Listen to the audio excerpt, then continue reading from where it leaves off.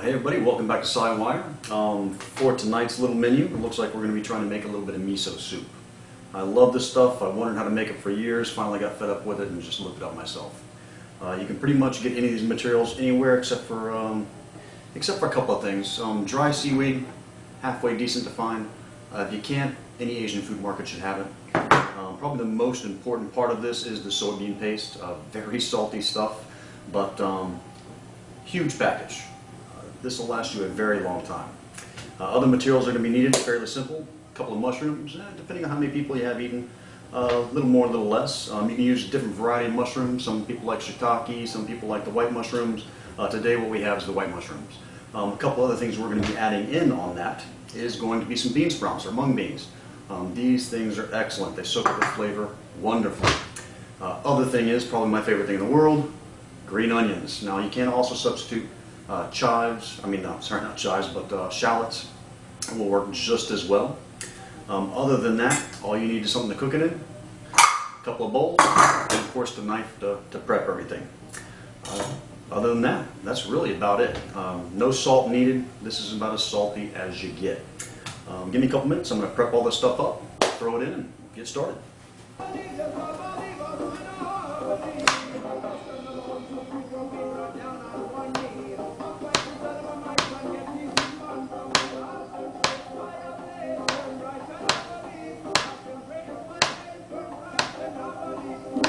I tend to cut my mushrooms a little bit thin. They tend to cook a little easier that way.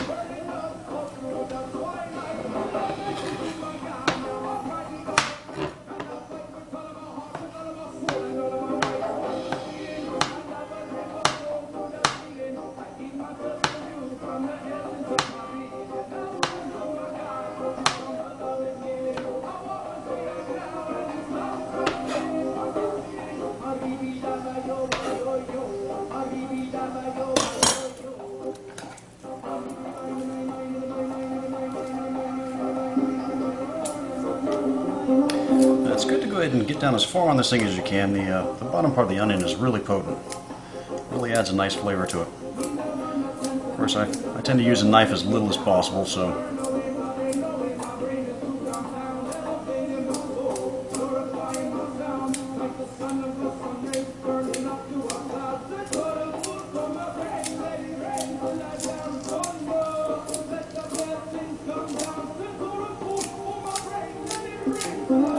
All you gotta do is just add as much as you need.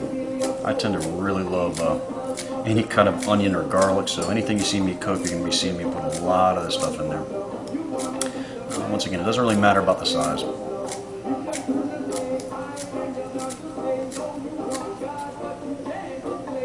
What you do is just about perfect.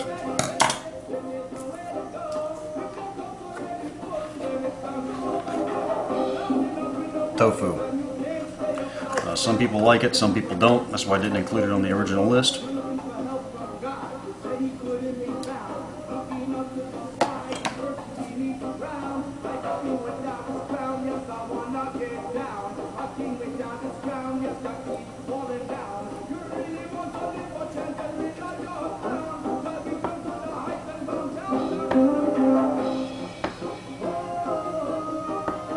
Once again, you can use this stuff sparingly too.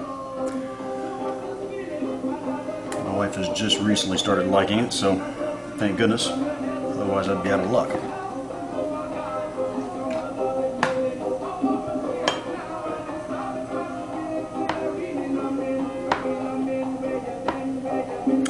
If you have any trouble cutting this stuff up at all, you can just stick it in the freezer for a couple seconds. Don't let it freeze, obviously, but if you do that, it'll get a little bit harder, a little bit easier to cut.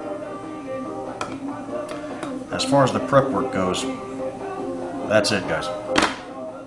Let's get cooking. Alright, I'm going to start on the cooking side of it. First thing you want to do is boil the water.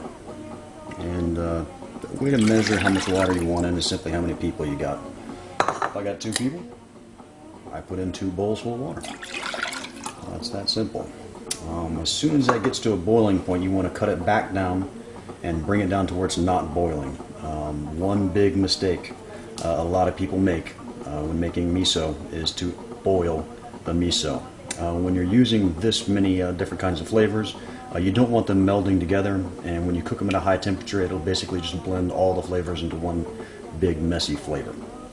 But we're going to wait for that to boil, and I'll check back in a sec. Now, while we're waiting for that to boil, I forgot to tell you about this too. Some people like it, some people don't. If you go to a real restaurant, they use a fish stock of some sort. I tend to use something like this. Once again, you can pretty much get it at any Asian market. Just ask for any kind of, a fish stock, and it should work fine. Typically, you boil chips in there of fish, and then you remove them out. You also boil a piece of kelp and remove that out also of the water before you put anything into it. Once again, this is the quick down and dirty for the family kind of thing. So I just buy the fish stock. It works both ways, as the kelp and as the fish. Gives it a nice, wonderful, bold flavor, and I don't have to mess with fish. So onward. All right, looks like our water has reached its boiling point. So what I'm going to do is add a little fish stock in here. Once again, it's not something you have to do, but it does add a little extra nice flavor to it. If you don't mind a little bit of fish. Once again, this is really how it's typically done, is with some kind of fish or fish stock. So I don't add too much in there, just enough to add a little nice flavor to it. Once again, make sure it's not boiling temperature. As far as your miso paste, let's see if I can get a nice view of it there. Soybean paste. All you really do now, this stuff is very salty, and per how many people you actually have, you basically want to put about 1 tablespoon in per person. If you like it a little saltier, make them big tablespoons. And since I like them a little saltier, I tend to make them pretty big.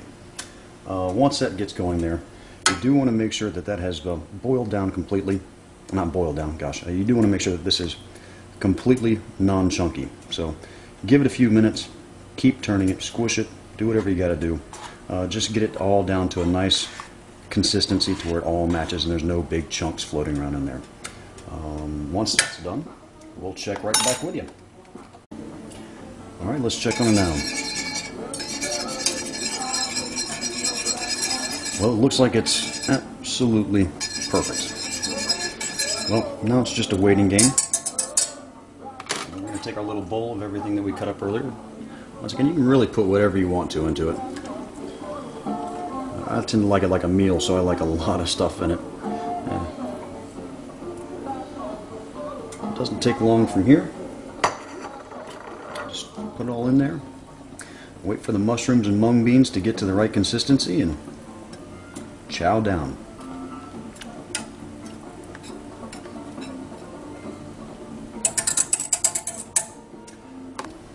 Alright, well, pretty much at the halfway mark. Just a few minutes ago is when I last filmed, but to give you an idea of the time there. One thing you do want to add is the dried seaweed. This stuff is excellent. Do not make the same mistake I did. Basically, if you put too much in there, it turns into all seaweed. And it's really just a little bit.